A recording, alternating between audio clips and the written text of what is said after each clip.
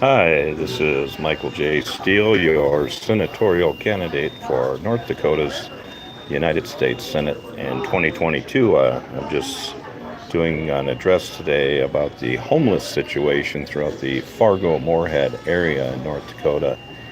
Our Churches United had to turn down 1,700 people since January, and their homeless shelter and that's kind of a sad situation. Plus, many of the churches' overflows in town have not been able to assist our homeless population. It's a sad situation when you have to be homeless. When it's sub below zero temperatures. We need to get some funding here in Fargo Moorhead, in North Dakota, onto our homeless shelters so that our homeless citizens can have shelter and food and clothing. It's a human right to have warmth and shelter and clothing, I believe. And when I'm elected senator of North Dakota, I will address these issues and I will make sure that funding will be provided to the local homeless shelters that are assisting our homeless population here in North Dakota. And also, that will be one of the top concerns on my agenda, is to help the homeless population to find work, to get mental health help, to get some more doctoring care, to get some more money to our homeless health here in Fargo and throughout North Dakota, to get some help for the people that are homeless or in need of medical assistance. So if you need help and you want to help the homeless, you can donate to my campaign. I'm on Act Blue. I've got several places to donate. Just look up my name. I got a GoFundMe page, Michael J. Steele for Senate 2022. And I'd appreciate your donations because right now I'm fighting a political machine, a multi-million-dollar machine. I'll be running against Senator John Hoeven, the incumbent in North Dakota, who's got multi-millions of dollars. His family is related to a banking cartel. I guess he used to be a Democrat, but then he decided to go to the Republican Party, and I'm representing the Democratic Party, but I know that there's probably a lot of Republicans that know me, that know who I am, that would probably vote for me also. I'm in a Republican state. I need Republican votes more than anything, so I'm willing to, just to continue on with the great efforts that some of our Republicans have done. They've done some great things here in the state. I'm going to be voting for Wayne Stingham, who is a Republican, but I'm also going to be voting for numerous Democratic candidates here in North Dakota. We've only got about 20 Democrats in our state legislature in North Dakota, so we are a big R Republican state. But I'd love to see the playing field get leveled here in North Dakota, where we can have some more Democratic or even independent representation of government, instead of just a one-sided Republican do what they want But like I say, I grew up here 40 years in North Dakota. I've known a lot of great Republicans. I have friends that are Republicans and Democrats, and the Republicans have some great ideas, and so do the Democrats. I just have aligned with the Democratic Party lately because I'm trying to protect Social Security, civil rights, health care, the homeless situation, children's rights, Medicare, Medicaid is going to be on the top of my priorities when I'm in Washington to represent our great state of North Dakota. I also would like to thank all my constituents out there that have been donating to my campaign. I have a long way to go. My goal is $3 million right now, and like I say, I'm fighting a machine, a multi-million-dollar machine here. John Hoeven, the incumbent senator, is very popular, very nice guy, but since he's gone to Washington, D.C., I know that he's let North Dakota down. He said he was going to be tough on crime. The crime rates right now throughout North Dakota are skyrocketing, and I know we need justice for the criminals, but we also need to have, we've got our crime problems now. Our population's growing, and when you have your population growing, your crime grows exponentially also. So I think that we should be a little more tougher on crime, but on the right kind of crimes. I'm not a fan of certain crimes, such I'm not a fan of pedophilia. It's like a lady was telling me today that a pedophile could go out and molest a child and maybe only get a year or two in prison, while someone that has a bag of weed, they might get 10, 20 years and have everything confiscated from them. So I can see where this Measure 3 we're having in North Dakota, a lot of people want to legalize the marijuana, in North Dakota, make it a recreational drug. But I know what the state's going to do. The Republicans that have been here are going to try to stop that, because they like to use it as a tool to confiscate everything you own. If you get busted with some pot, they can take your house, your car, your boat, or whatever, and then it'll put a lot of the local drug dealers out of business too if they legalize marijuana. And I don't think North Dakota wants to do that, because they like that additional revenue in the state of North Dakota. So, but we will be voting here in November 6th. So, and a lot of people are doing the early ballot. I know that Kramer and Heidi Heitkamp are running against each other for Senate. Kramer was a United States House representative who's now running against the incumbent Heidi Heitkamp, who beat out Rick Berg, who is now the head of the GOP in North Dakota.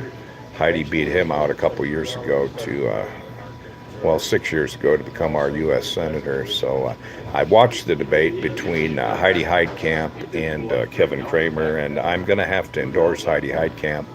I thought she did a superb job in her debate. It was phenomenal. She won hands down. I've had a lot of Republicans that watched the debate even admitted that that Heidi Heitkamp has won the debate, and I've always said Heidi Heitkamp is our third Republican in North Dakota. So I'm a Democrat and she is too, but I might be our fourth Republican, because we are in a Republican state when I'm elected, but I'm running on the Democratic platform, which I am more aligned with the Democrats, because I believe in probably a protectionist approach, as you would say, because I want to protect our safety nets for our homeless, our people in poverty, our elderly, our disabled, our civil rights. I don't like our civil rights being trampled on. I'm going to be protecting our civil and human rights, our children's rights, our voting rights. The Native Americans right now in North Dakota are the government's here. The legislature changed the laws again to disenfranchise 30,000 Native Americans. They live on reservations because they all put down the reservation address, and they're saying they don't have a physical address, so they're not going to be allowed the right to vote. Mark Ruffalo, my cousin, famous Hollywood actor, has been in North Dakota to help the tribes here and the natives to get out the vote, to fight this unjust system with Secretary of State to allow the natives to vote, and hopefully they will be allowed to vote on November 6th.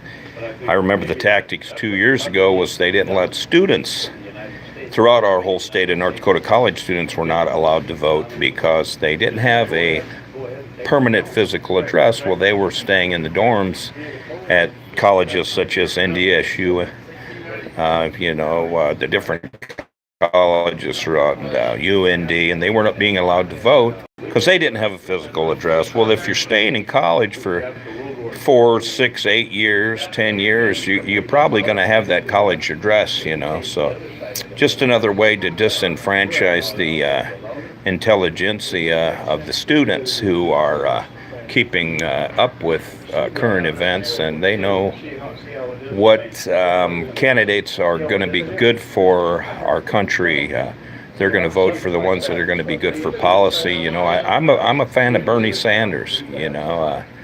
I think he'd have beat Trump. I wish he'd have got in. I did vote for Hillary, But I also wanted Bernie in over Hillary, but the Democrats endorsed Hillary Clinton. So, but I kind of am in line with Bernie Sanders. I think corporations should start paying their fair share of taxes. You know, a lot of our jobs have been outsourced.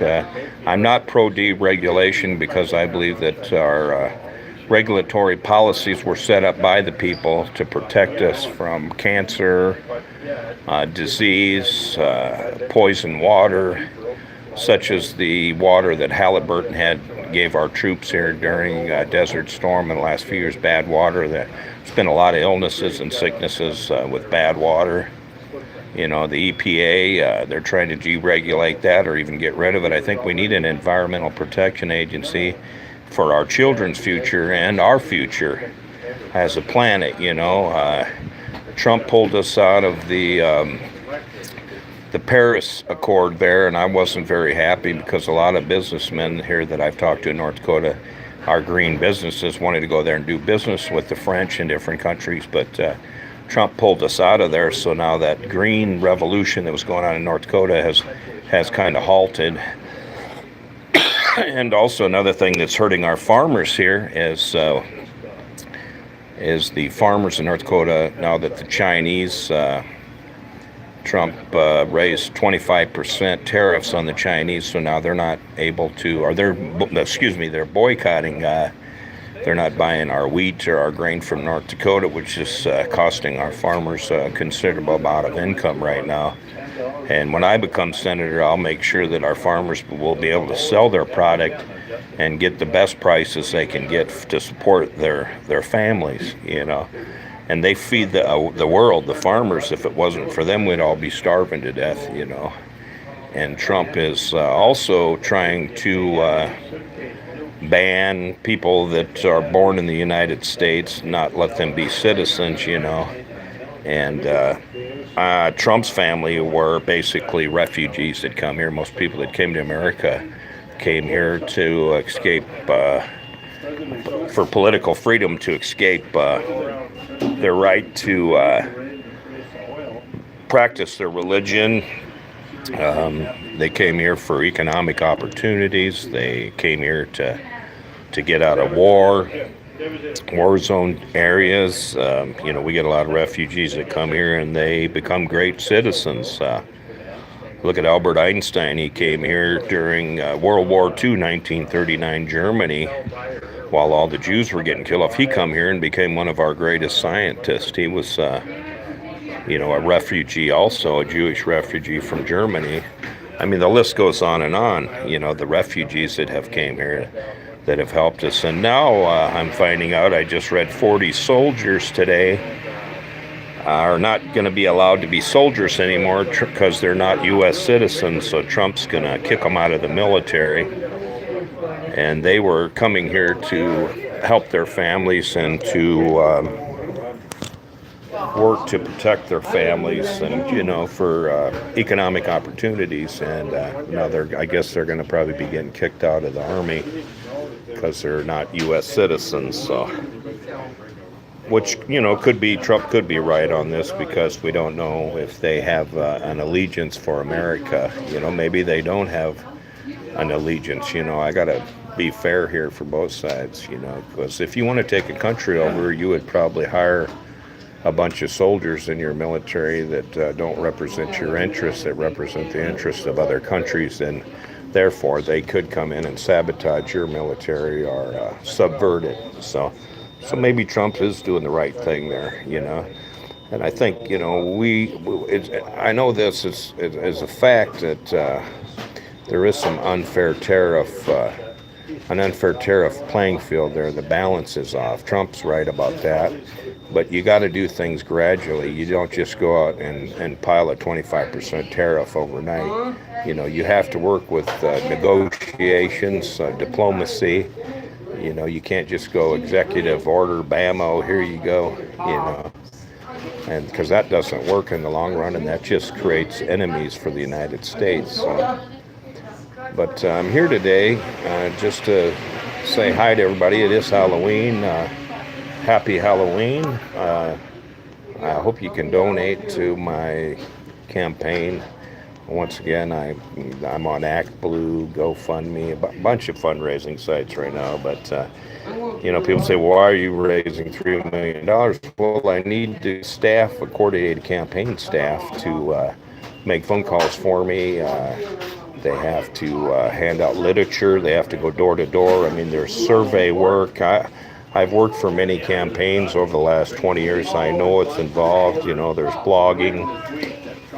These people need to get paid. You have some volunteers, but there are paid staff, and we have to get some yard signs made up, bumper stickers. The big one is a tour bus, because my vision is to get a tour bus to tour through North Dakota and visit with the farmers and our soldiers and our citizens, visit some air bases, and just see what's on the mind of the farmers, what's hurting them. Like I say before, when I am our next United States Senator of North Dakota in 2022, I'm going to have a complaint department where anybody could file a complaint to the complaint department, which will be oversight on the state government here. And it'll be oversight over workers' comp issues, job service in North Dakota issues. It'll be an advocacy group for people to come to for housing rights if they're having housing problems, or they've been kicked out of their housing, or which forces them into homelessness and turns them into alcoholics, drug addicts. Sometimes crime turns them into crime, Or, sometimes maybe they get out and get a job and everything's just hunky-dory and wonderful. Sometimes that happens, but it's kind of hard to apply for a job when you're living in the streets and you have nowhere to go and you don't have money to buy nice, clean clothes. You don't have money to shave or get a haircut or get a good meal. You're not feeling good. You're living day to day. You're very sick. Probably you get an illness, So it's kind of hard to get employed, and when you're in that kind of stressful mental situation and also a physical situation. I've been there. I've been homeless. So after my father passed away in 2010, I was homeless because the apartment we had, I couldn't afford it. It was $800 a month, and there's no way I could have afforded it on my income at the time. So I wound up having to go to the homeless shelter for 6 months until I got some assistance to get on housing. But I'm your candidate right now for United States Senate of North Dakota in 2022. Ma'am, there is a plug-in right below me here. Oh, okay.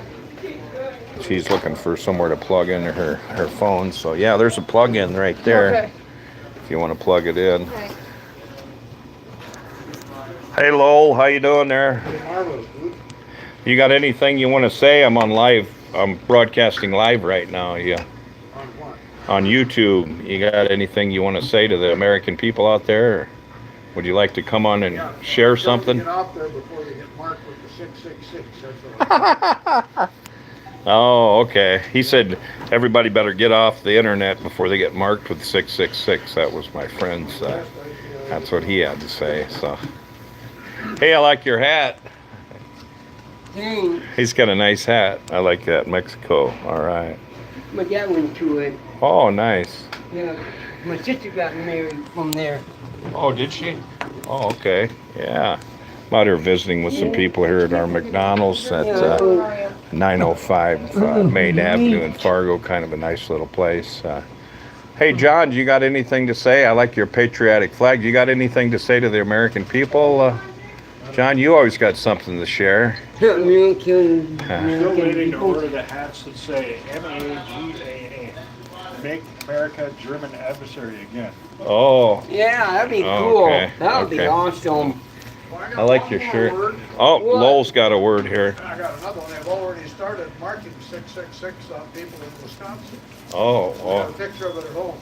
okay. The sixes are there. Uh-huh. What about that, Besides no in sleep. what about, Well, I hope you heard that. They're, according to Lowell, a street prophet and Minister Lowell here, what about the, they're marking people with number of the beast, You know what, 666. Yeah. What was that, sir? you like that guy at my house? You like that person in the state? You like that guy? What's his name? I'm sorry. What's his name? Just left. It's I forgot his name. Yeah, visiting with some of our constituents here in Fargo at the McDonald's. Carl, would you got anything you'd like to address the nation with today, Carl? We're live on YouTube. Get out and His vote. name is Donald Get out and Trump. vote. Donald They Trump. want you to get out and vote. Get out and vote. What about Donald Trump? Ask me about Donald Trump. Yeah, let's see about Donald Trump. What do you think about Donald Trump? I like him. You like him? Yeah, he's cool. Okay. Well, that gentleman likes Donald Trump. That's nice to share your opinion. Yeah. Thank you. Thank you. He thinks Donald Trump is cool. Awesome. So, yeah. Anything you'd like to say, Ruth, to the camera, or you don't want to get on camera today and visit with anybody? Oh, take your phone. Not a very, There we go. very. No, it's charging. Okay. Oh, you just need to plug it in there? Okay. Just having to plug it in there. Well, I'd like to thank you My for charger's tuning in been on today. mine. I'd like to thank you for tuning in today. Michael J. Steele for Senate of 2022 in North Dakota. And I'll be there. So I'm just new to getting, like I say, getting my campaign off. I could use all your support right now to get my tour bus. I want to get my tour bus. I have to get a coordinated campaign staff. You know, I have worked for Earl Pomeroy and Ken Conrad, Byron Dorgan, a little blogging for Heidi Heidkamp. I've worked for a few campaigns. You know, I've been in politics all my life, basically, but I've actually started out when I was 2 years old in Missouri. I worked for a judge, Anthony Tony Romano. They put me in a little red, white, and blue suit and made me stand about 100 yards from the voting polls holding a sign, vote for Anthony Tony Romano. And he won by a landslide. I was wearing my little suit and everything and my Uncle Sam hat. That was my first political experience when I was 2. So, but yeah, thanks for tuning in. And I like to reminisce a little bit about some of my stories that I've gone through and some experiences in life that I've experienced. And it is Happy Halloween. And I think I'm going to sign off here until I get something else to say. So thanks again and have a great Halloween.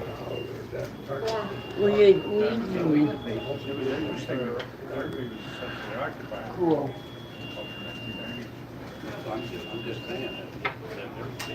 Where you working at?